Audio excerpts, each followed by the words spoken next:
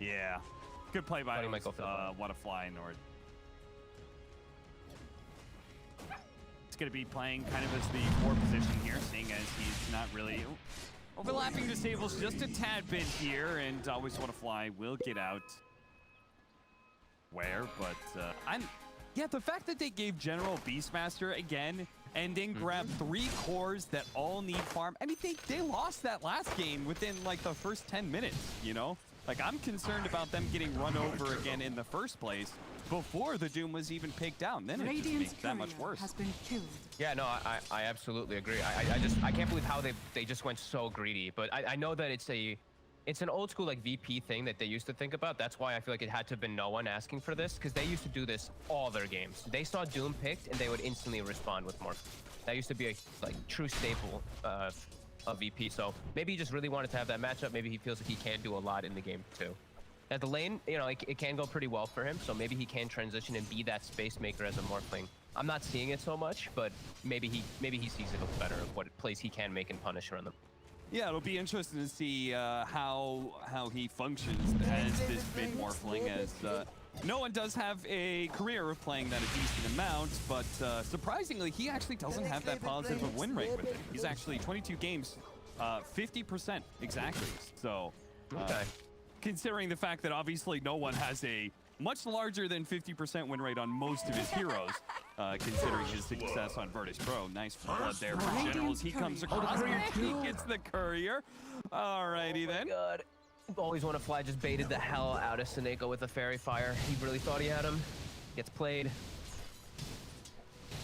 At least they did pull the Beastmaster out of the lane, so we're seeing Wraith King farming really well. So that's one fortunate thing that we are seeing for Gambit.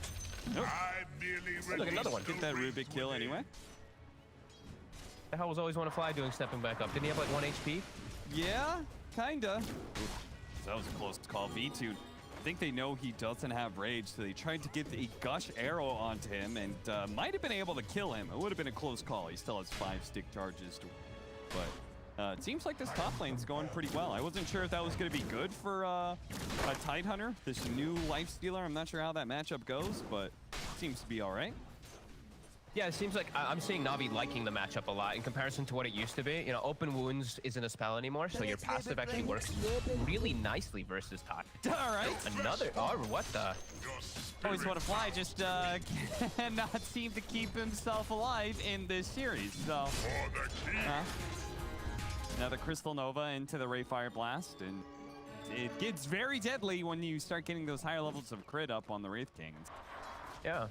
ALWAYSWANNAFLY, remember, you're the 4 position this game. You know, RodjER, he's the Chen player for your team. Seen the battle up top, the Blightstone plus the Gush going versus V2, and it is working pretty well. That damage is starting to push him away. Wonder if he gets the chainmail to start just to counteract that minus armor. Yeah. Chainmail. Wonder if you consider the rate level as well. Iceberg. So, very close call. No one trying to make those trades because it is very efficient with the mid Morphling with the Bota build. Yeah. Iceberg always finds the Alpha Wolf. Every game that we've been casting him, he always is able to find either Alpha Wolf or he gets the Ogre creep. He's always able to find it. So it doesn't seem like RNG at this point. Is V-Tune? Rage gets used here. The arrow's going to go out. It will be dodged by V2. Radiant are scanning. But I saw that 2 salves in his backpack for the Mirana, so they are well prepared to keep up this pressure onto the Tidehunter, or onto the Lifestealer. Yeah, and so far so good. You know, looking at the last hits especially, they're doing a good job right now of he's putting pressure. Morphling is free farming, getting those extra denies too, so he'll have a good level advantage over Doom, and he will slow down Iceberg's game.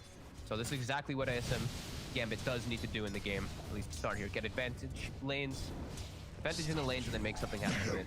So you don't fall behind versus Beastmaster, who take over the game.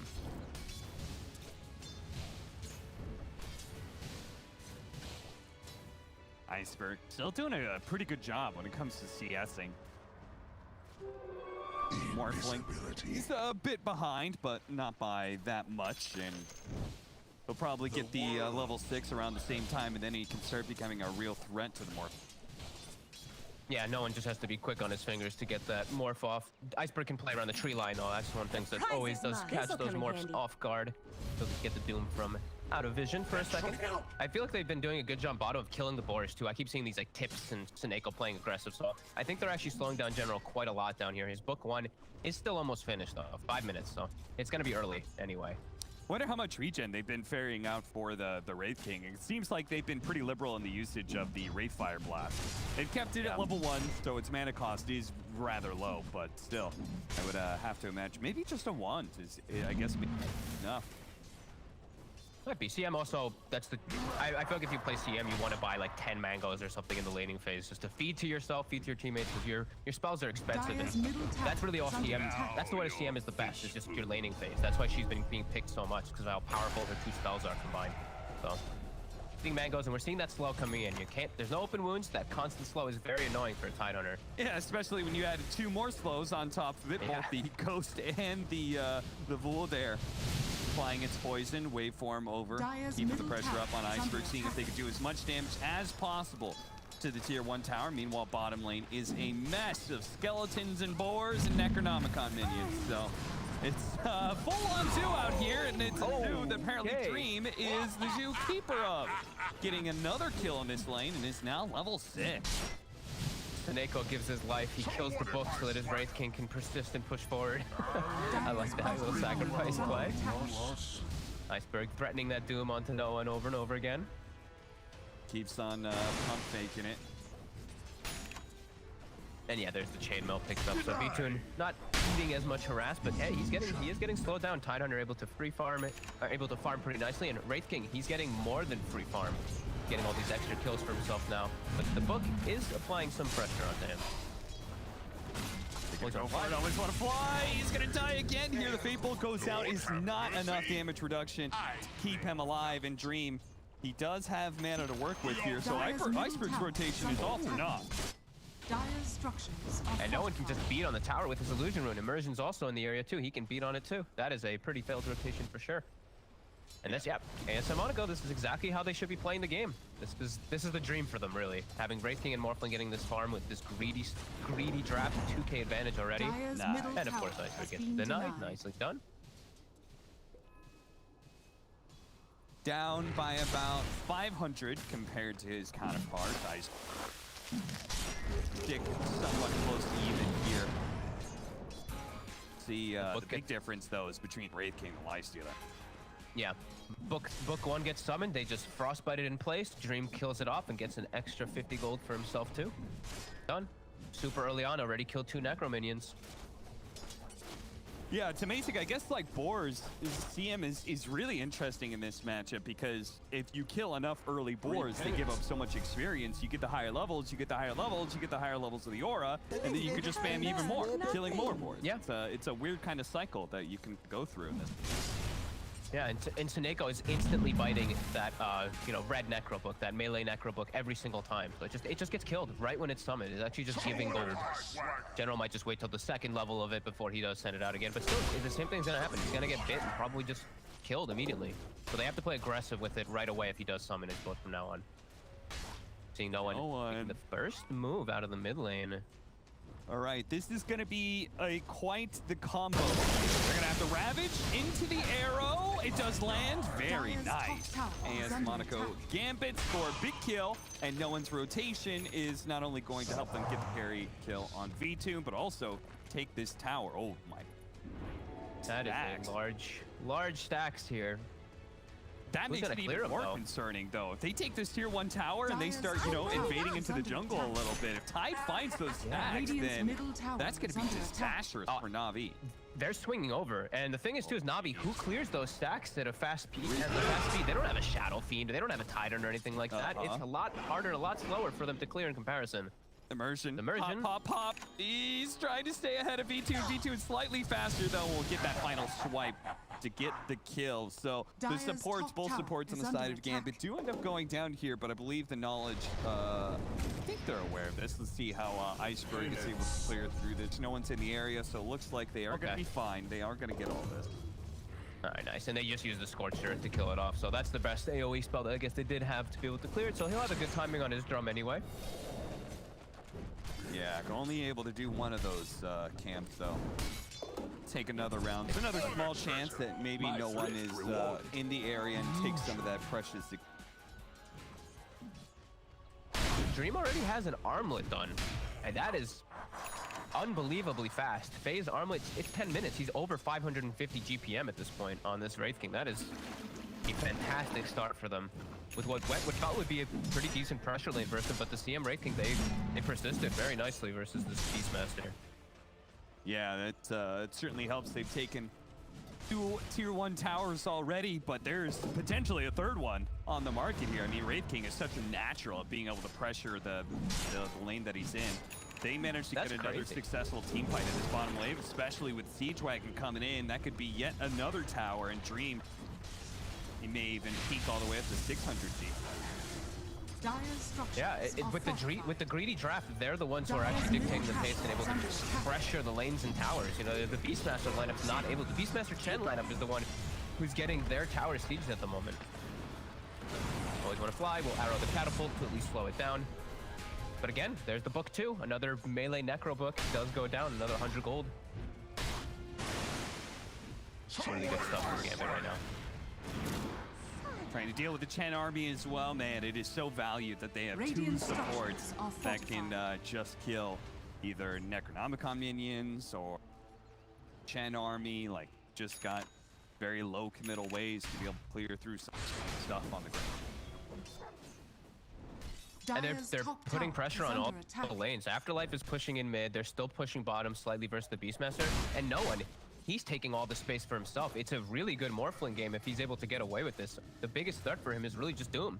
He's not really a threat of these constant stuns or disables. No silences besides that Doom either. So yeah, he's got a pretty free game if he's able to get this farm. And yeah, they've weathered the storm of that early game, which definitely is a bit concerning here for Na'Vi now going forward.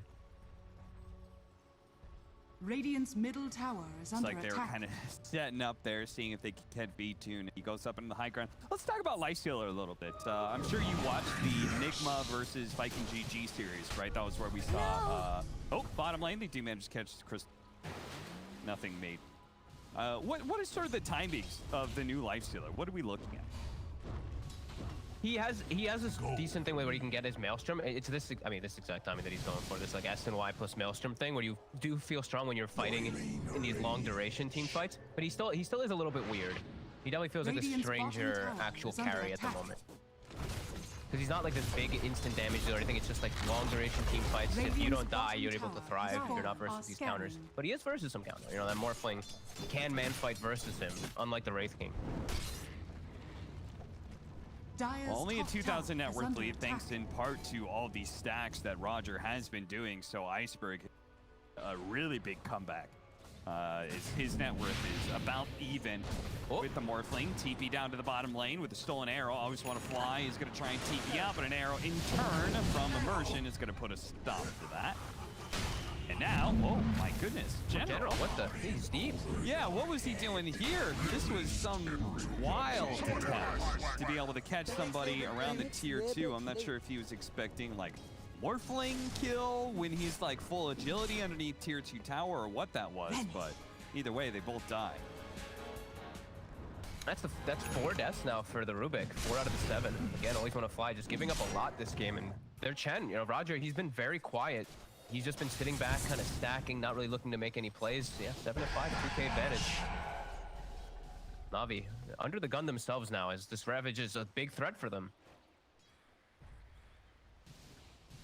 Afterlife still needs another 1,000 gold for the Blink Dagger, but he is still plenty farmed with the Orb of Corrosion, plus the addition of the Morbid Mask. When you're matched up against these Master Chen heroes that have, again, so much stuff on the ground, an Anchor Smash can be a really big source of regeneration. Wow, they're actually going to try to go for this rush. If they get this rush, that's going to be really problematic for Na'Vi. I don't know how they're going to be able to defend versus these pushes that are going to come out when Afterlife is set up around his team. Their team fight on Na'Vi, it's strong if they get the Doom on the Tide, but if they don't get the Doom on the Tide, the team fight is just going to be a disaster. And Afterlife, he knows this. He's positioning himself far on the left side. General is going to come into the side. They've got the vision of Afterlife here, so they kind of see a way to fight, but they can't really pull the trigger on it, apparently. They're just going to have to give up the Aegis to no one. Uh-oh. And look at Noone's item build. He's preparing for getting doomed. Going for that status resist build. Just some nice stats, too. Yeah, no, we do see ASM Monaco. They are setting themselves up for success in these next few moments of the game. Just to keep applying this pressure, slowing down Navi's game plan, and the greed is really paying off. You know, I haven't thought about this, but I guess with the new Satanic, or rather just purely the fact that it's not the old Satanic, Doom is probably a lot better in the game. Right? Because it was used to be everybody would just get SNY Satanic on all these carries because status resist plus lifesteal, pretty insane, but no longer have that same kind of option. Stolen leap, but ALWAYSWANNAFLY doesn't have a whole lot of mana to work with. He's got 2 more charges. Stay away from the arrow, TP out. This time around, ALWAYSWANNAFLY will survive. Seems like the first time he's actually survived the gank.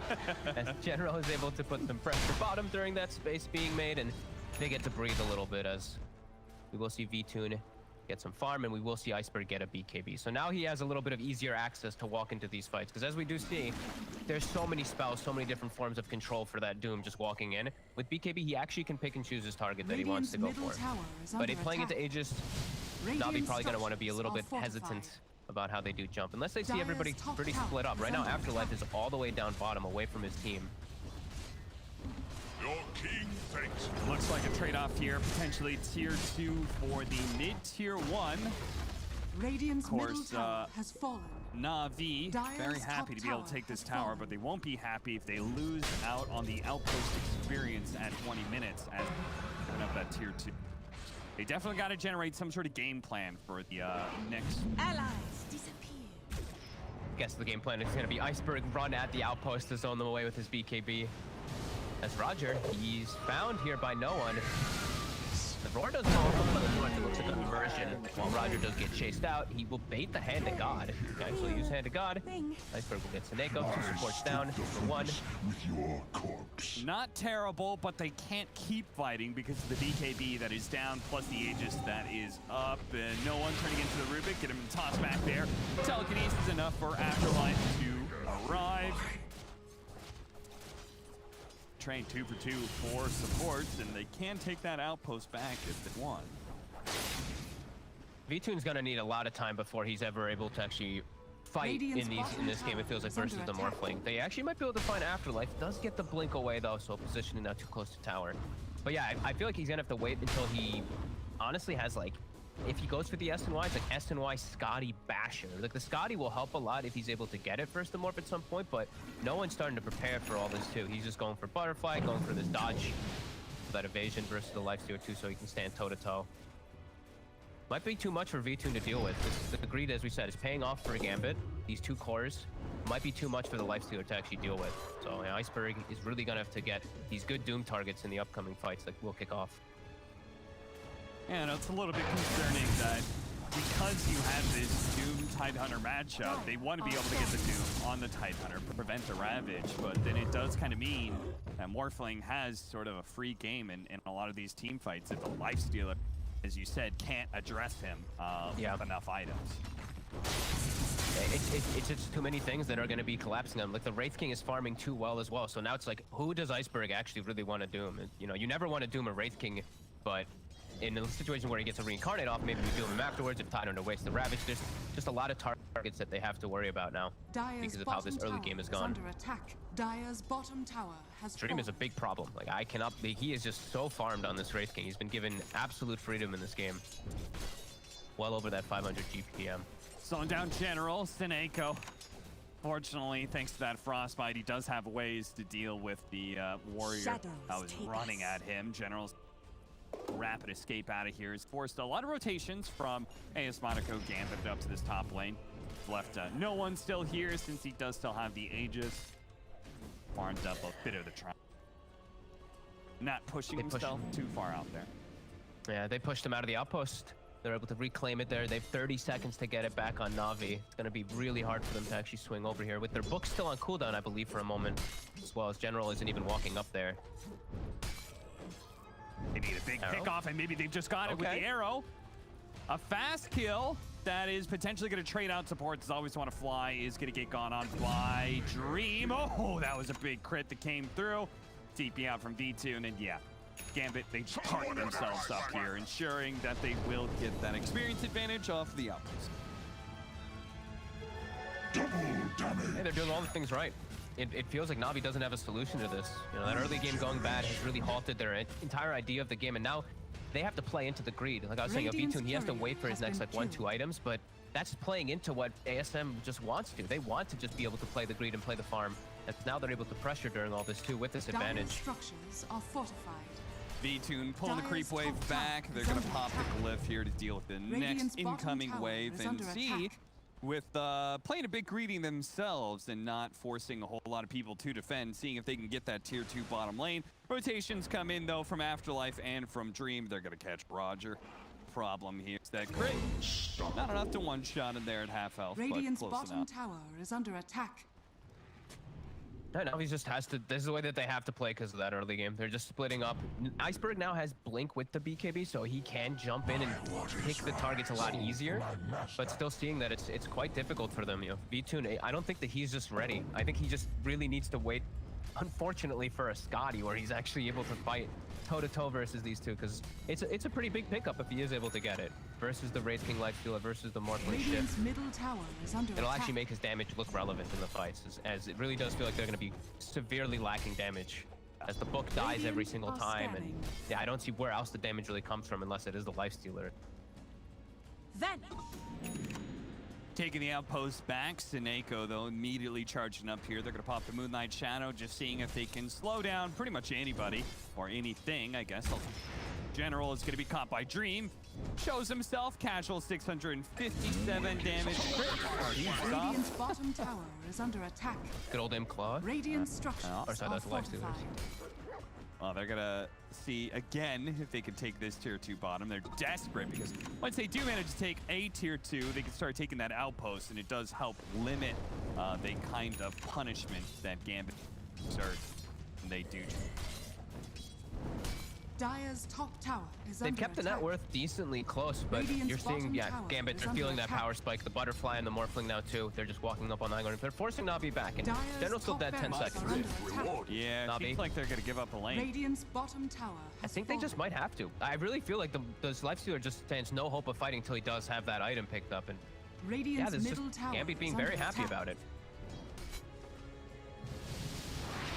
Take the melee barracks Dire's and back top up barracks are RodjER. under attack. Same as last time, may get got here as they try and leap in with the arrow, Radiant's doesn't bottom quite tower get is it. under attack. His army is gonna get. Okay, how much gold from summons do we have now? Let's take a look. I've seen so many necro books, so many creeps die this game. I feel like they're just getting so rich. Okay. Good decent 649 amount of pets. Shabby, not too shabby. CM getting up. Wow, CM's gotten a lot of those. Dire are Another scanning. There's the 1100. Look at that necro gold. Okay. 1100. So we're at what, 1800 now? Yeah. Afterlife. Ooh, General. Ooh. Ooh. I'm not even sure if they could have done a whole lot to him, but might have forced out the Ravage or something. Meanwhile, Gambit gonna play for that second Roshan. That second Roshan, they're cute to maybe potentially end the game, as 2 lanes of barracks are gonna be pretty hard to fight back from. That's why Na'Vi, this is a Roshan they must contest. Can they get the Doom on the Tide is the question, or which target does Iceberg go for? Okay, Ravage up. Morphling, the Aegis is going to be picked up, but the Prime Roar actually knocks Dream outside of the engagement there, so they've just completely taken out the Morphling out of this. Now they're going to try and slow people down with no buyback on to no one. It's possible that Na'Vi can continue this fight. You got to be careful, though, of that Ravage. Afterlife turns around. 2-man Ravage catches 2 more on the outside. A 4-man there with the Starstorm coming in. Looking to try and finish up Iceberg, because he does manage to grab the cheese inside immediately. An arrow pops over onto Dream, slowing him down, but now it's Na'Vi who has to try and escape away from Gambit's wrath. Dream on the front lines, just chopping fools down. He brings 2 cores and a 3rd in V2. He's going to start getting away. V2's actually going to pop back in here, see if he can get a fast kill onto Immersion. Pops the Rage, gets 1, drops the gem, doesn't manage to pick it up. He had a TP immediately. A smart little play. Meanwhile, Afterlife went by himself. Okay. Nice How arrow. did they get from, Afterlife? Yeah, I guess. Always want to fly catching that one.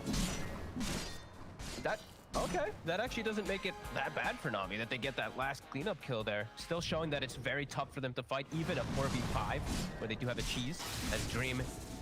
V2 can't fight versus him. He's not at that point. He doesn't have the items to be able to deal with this man, and it's going to take a couple more for this Lifestealer to actually be able to address this. And that's what we were concerned about, right? Like, he gets a phenomenal Doom, but there's a lot of other threats that Na'Vi has to worry about because of how this entire 20-something minutes. That was the first Doom, right? Yep. That was, I remember a lot of pump faking of Dooms. I remember a lot of Iceberg rotations that didn't actually result in a Doom because Gambit was ready for it. That was the first Doom that I can recall, at least a useful one, a big one. Yep. Tune? Gambit. Oh, thank goodness he did pop the rage there. Otherwise, might have been an awkward situation getting arrowed Dire's immediately. middle tower is under attack. B-Tune's still too far behind these two cores to really be able to stand and fight them. Like, he needs Scotty, which we've been saying a bunch, but now it's also feeling like he needs the next item. He needs the MKB, because this evasion that's coming on 1-0, the radiance, this miss is also being applied. It just feels like they can only kill the target. They can only kill a couple targets depending on the Doom target. But these two other cores, they're always a problem. It's only one of the cores that you're going to be able to take out with that big Doom. The other two, just, you don't have the damage to deal with it. They're going to go again. They managed to get the, oh, this time he managed to get out the more strength. So it's going to be a hard kill here. But fortunately, the Lifestealer is very adept at being able to bring down these big tanky targets as he sticks on top of them. But V2 stealing in. Now he's got to get out, but he doesn't have an invest. The Primal Roar goes down. V2 running for his life to the right-hand side. Arrow isn't going to land, but he doesn't manage to stay alive just a little bit too much. They kill some of the backline here. SoNNeikO's going to be the first one to fall here. Iceberg moving up to the left-hand side, hoping to be able to dodge and get his blink off, but the Radiance is sticking to him. They're not going to let him get away. Not with the gem that was dropped on the ground. They pick that one up, and Dream will continue to take this by himself, apparently. They say, yeah, they can deal with the Morphling, as you pointed out, Vaughn, multiple times, but there's multiple threats on the board. Yeah, great early game, honestly. That was the biggest thing. I think bottom for Na'Vi went way too chaotic. Rubick and the Beastmaster just giving up a insane amount of